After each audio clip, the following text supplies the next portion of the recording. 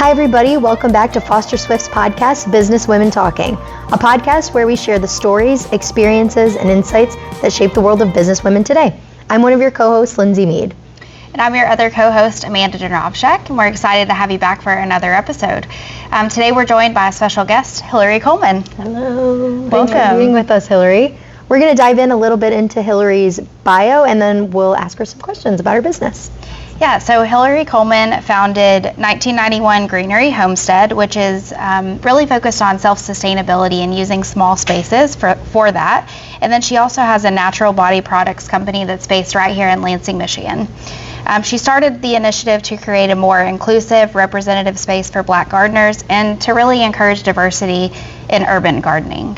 Hillary's passion for plants extends to her own backyard, where she cultivates a garden and even maintains a worm farm to nourish her soil blends, as well as social media accounts dedicated to 1991greenery Homestead. Hillary also has an Etsy shop with natural products for sale, including shea butter, soap, and rosemary hair oil products.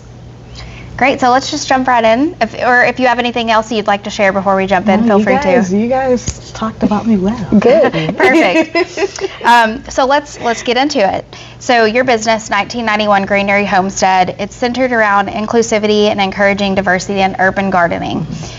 What inspired you to create that unique business model, and how has your vision evolved since you started it? Well, when you think of a gardener or a farmer, you think of somebody, down south, or somebody in a rural area where, they're growing corn and everything. Mm-hmm. And I just don't think they think of a Black woman doing Sure. it. So, that was like my inspiration, and it just brings me so much joy. And I want to share that joy with other people. Yep. And tell them, hey, you don't have to look or be like this to be a homesteader or a farmer. You can be yourself and, share that joy of self-sustainability and grow your own foods. Yeah, and you can do that in more of an urban environment. Yes. You don't need 200 acres of land to do it. No. You just need your little piece of Lansing, Michigan. Yeah, I homestead off 1/10 of an acre, and I'm able to have 2 greenhouses, raise chickens, Wow. and grow food on every inch of my yard. I just turned my front yard into a little orchard. So I have like awesome. dwarf pear and apple, mulberry, elderberry, and blueberries, and I want people to know, you don't have to have that big space to have an orchard. Right. You can grow fruit and everything on That's there. so cool. Yeah. I'm curious, Hillary, what did life look like prior to founding 1991greenery Homestead? What was the jump to, I want to make this a woman-owned business, from the passion of enjoying gardening in your personal life? Well, I worked a horrible job. I was an HR coordinator at an electrical company that was very racist, and it was to a point I was having panic attacks at work. I was being bullied by my boss, and it was very traumatic experience. And me and a couple people actually sued them and won. And that was very Validating. Yeah, it was very validating, where I felt like, at first I was like, what, it just happened, sweep it under the rug. Sure. They laid me off during the pandemic. And so I was like, okay, what am I going to do? I was in a traumatic situation. I didn't want to jump right back into the workforce. So I already had 1991 Cosmetics, where I was making my body products. And so I was like, well, I couldn't focus 100% on that when I was working my full-time job. And then I started 1991greenery, which was shipping houseplants all over the U.S. And that blew up more than I thought. Mm-hmm. And so I focused my time more on that and dropped 1991 Cosmetics. And so everything was going good, and then 2022 things got a little saturated. Mm-hmm. And I was losing money more than making money. And then I was like, okay, let's pivot more towards homesteading. homesteading, because that brings me more joy. And so I focus more on that, and that started to do good. And then I got into AmeriCorps, and rest in peace. At Hunter Park Garden House, and I really enjoyed that. Like, I found a great community of gardeners, urban gardeners, and even though I don't live in the East Side, that feels like home to me. Yeah. I lived on the East Side for 5 years, and it's so like welcoming? it is so welcoming. It's a great community. Everybody says hi on the street, and it's really nice. And so I did that for like 2 terms in AmeriCorps, and I was like, okay, I like the community aspect of it, and I didn't know that, you know, I can be a homesteader and then, you know, turn it into more of a community thing. And teaching people how to, you know, garden, teaching people, you know, that, you know, you can do this. It doesn't, you know, you might not make a lot of money, but like, it's rewarding. It's really rewarding. And like, to see people's faces when they're, you know, learning about things, and like, actually, hey, I grew a garden because, you know, you guys had free plant starts, was really, really rewarding. So that really put like a fire on my butt, you know, and like, just doing what I do. And just, that was how I kind of transitioned over time. That's great. So being a Black woman entrepreneur, what are some of the struggles that you faced in business? Or, I mean, you shared your story about your previous employer and how that impacted you, and I'm just curious, you know, moving into this business space where this is your baby and you're doing your thing, but I'm sure there's struggles there too. So tell us a little bit about that. You know, right now I am the manager at the Hunter Park Garden House, and like, just like people coming in, they're like, can I, you know, they'll go to the volunteers before they come to me. It's almost like they can't, you know, fathom that there is a Black woman, you know, gardening. Or, you know, when I'm teaching, they'll people will kind of mansplain things to me, or, you know, and I'm just like, yep, okay. I had a situation the other day where a lady's asking me questions about, you know, gardening, and she's like, do you even know what I'm talking about? And I was like, yeah, I'm very versed in gardening. You know, I've been doing this for like, you know, the gardening aspect and learning for over a decade. So it's really like, I have to be firm and, you know, claim my space and like, let people know I know this. You know, you know, just because, you know, I'm a woman of color does not mean that like I'm dumb in this space, if I'm explaining this correctly. I'm self-taught too. So I didn't go to school for this. I learned through, you know, educating myself. I've learned through peers that, you know, have been doing it longer than me, and I've really probably trial and error too. Like, trial and that error. Didn't work. I need to try something different next time. Or exactly. Exactly. So it's, you know, again, claiming my space and showing, hey, I'm smart in this. I know what I'm talking about, and you know, like, I'm a Black woman in farming. Like, I'm changing this space, you know. You're going to see more of this, so, you know, get used to it. And just by being a part of it, you're doing that, which I think is really impactful and will resonate with a lot of people. I'm curious, though, in those moments where, and I'm sure happening more frequently, just in the ways that you've shared with people underestimating you, how do you come over those obstacles, or how do you validate yourself that you belong in this space and you're good at it? I literally have to say it out loud to myself. I love that, though. I really have to say, Hillary, you belong here. You're more knowledgeable than, you know, some of these people in this space, and you teach on this. People come to you for your expertise.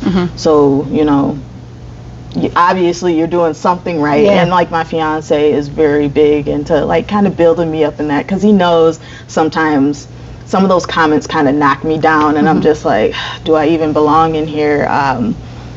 He's like, you belong here more than anybody. You know what I mean? So it's just having that community supporting me, my family supports me, and just, you know, having to tell myself that you belong here. You know, I suffer from imposter syndrome so bad. That's actually something we've talked with some of our guests about is imposter syndrome and how you like overcome that. And I think it's something that most women probably and most professionals probably deal with at some point. But do you have any tips on how to do that? You just get in the mirror and be like, you're awesome and you deserve this? Like, I don't get in the mirror, but I have to tell myself, like, you're a badass. Yeah. Like, come on. Like, you got this. Yeah, like, you created this space. You created, you know, your tiny little pocket of heaven almost. Like, you know, and like, you're teaching people how to do this. So, like, obviously, people trust your expertise. Sure. I have to just tell myself that, like, you got this. You're on it. Like, and don't let people talk you down from it. Like, really believe in yourself. And I know what I'm saying sounds easier than it is. Yeah, but like, you really have to tell yourself, and just surround yourself in, you know, a community that, you know, believes in you, and if you can, surround yourself with friends and family that believe in you as well. Do that. Do that. Yes. So let's talk about kind of the two aspects of your business. So you have 1991 Greenery Homesteading, and you also have the natural body products piece of it. So how do you combine those two things into one, and how do those things intersect?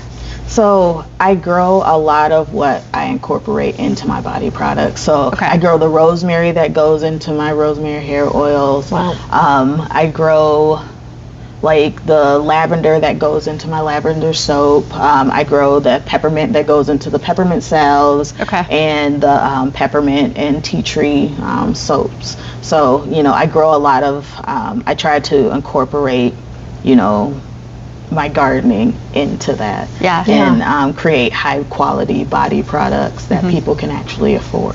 So amazing. I love that, and I think it's so important for people, especially today. Like, I feel like every time I turn on the news or read an article, it's like, this chemical is actually bad for you and is going to do this to you in 20 years, you know? And it's like knowing and hearing from you that your actual hands that farmed that product is now going into the products that we can use for a different purpose, I think is so beautiful, and something that really local businesses are the only people who can guarantee that for you, you know? For sure. And I think that's so special.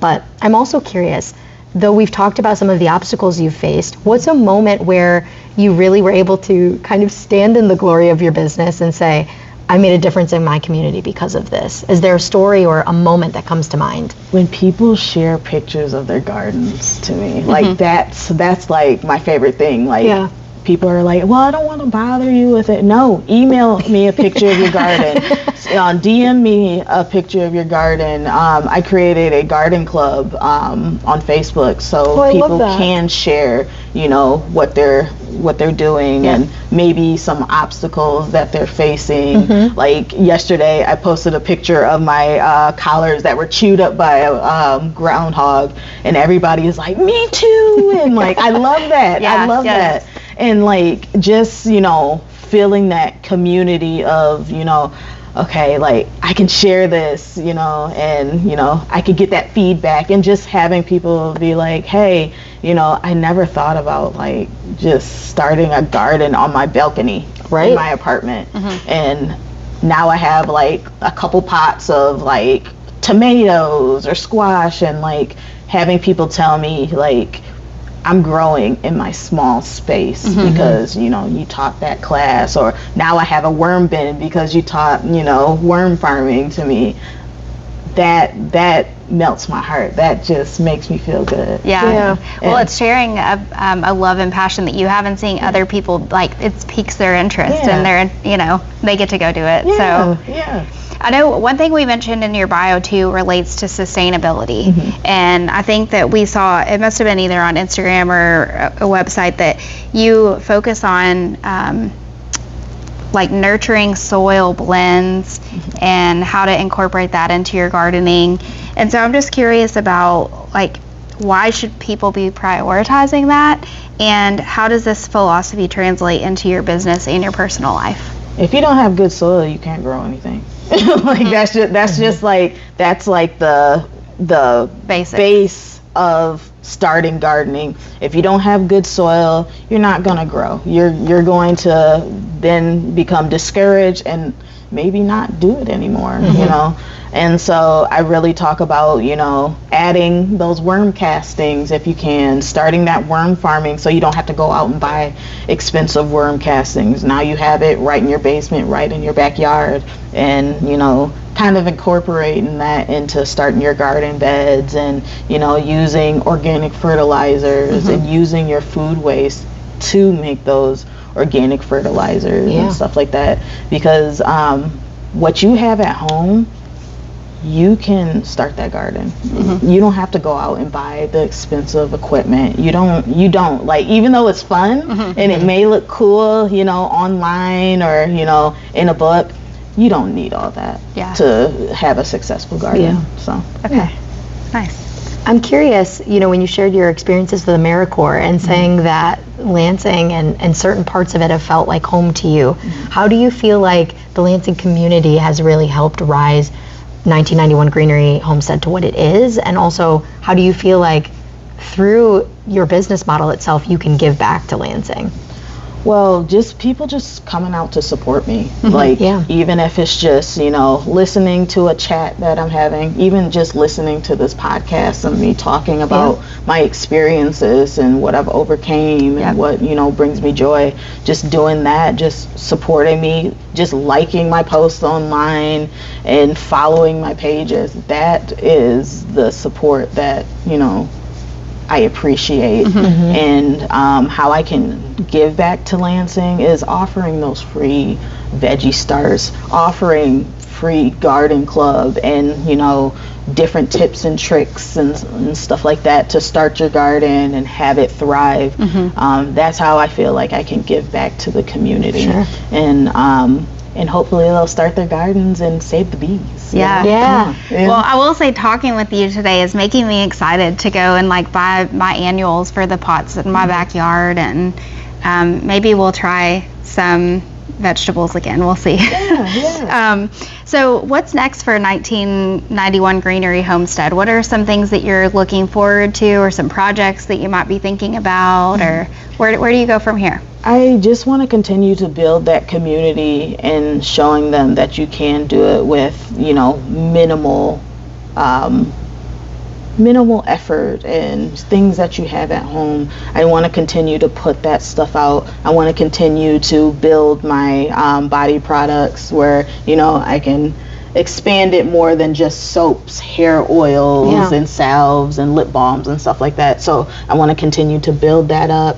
Maybe teaching more like demo classes on, you know, like making body products and how you can make them at home, and just stuff like that, you know. And just continuing to teach myself things so I can teach others. Like right now I'm growing mushrooms in my backyard, so oyster mushrooms. So I want to learn that, get that down so I can teach other people that, you know, you can do that in your backyard as well. Amazing. I echo what Amanda said. I'm sitting here feeling like there's just this energy that you bring, Hillary, that makes me feel like, yes, I killed my succulent last week, but I can try again. Like, or that there's something else. Like the first thing I was going to say is, well, I don't have a home, you know, I have an apartment. I can't, you know, start this venture. And there's, there really isn't. I could get a pot and I could start making my own products. So I just think that's such a really special thing that you've already brought even to us, and I know is going to resonate with other people. But one last question. We do like to ask all of our interviewees the same thing. If you could go back to the moment when you started your business, what piece of advice would you give that version of yourself? You are strong. You can do this. People will listen to you. You know, you have a lot to say. You have a lot of information to give. You know, don't be discouraged by, you know, negativity. Just keep going. Just keep going. I love that. Thank you. Well, is there anything else you'd like to share that we haven't kind of talked through already? Well, I just want to thank everybody that has been supporting me through, starting 1991 Greenery. Everybody that, has, started a garden in your small space and have, just supported me through the years. I really thank you, and I really appreciate you. Great. Well, thank you so much for joining us today. It's been a pleasure to meet you and to have this conversation and hear more about your business. And if you are listening out there and you'd be interested in coming and speaking with us about your experiences, please reach out. Our email address is info@fosterswift.com, and we'll be sure to link all of our contact information, including Hillary's, to this podcast episode and on our YouTube landing page as well. So please reach out. Perfect. We'll see you next time on Businesswomen Talking. Thanks again, Hillary. For sure.